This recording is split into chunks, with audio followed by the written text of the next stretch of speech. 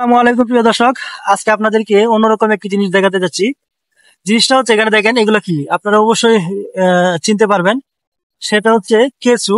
এই কেঁচু এখানে দেখেন কত কি পরিমাণে এখানে কেঁচু। এই কেঁচুগুলো এখানে ওঠার কারণ হচ্ছে চতুর্দিকে পানি। চতুর্দিকে পানি, এই দেখতেছেন। চতুর্দিকে পানি থাকার কারণে এই কেঁচুগুলো এই শুকনো জায়গার মধ্যে এখানে উঠছে।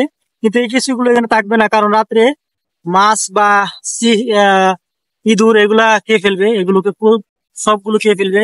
এখানে দেখেন পিঁপড়া, পিঁপড়া গুলো কিন্তু এখানে বাসা বেঁধেছে। এখানেও দেখেন কেঁচু, প্রচুর পরিমাণে কেঁচু। এই যে কেঁচু এখানে দেখেন পানির মধ্যে ডুবে এখানে আছে। আসলে পানি খাওয়ার কারণে সেগুলো এই শুকনো জায়গার মধ্যে জায়গা করে নিয়েছে।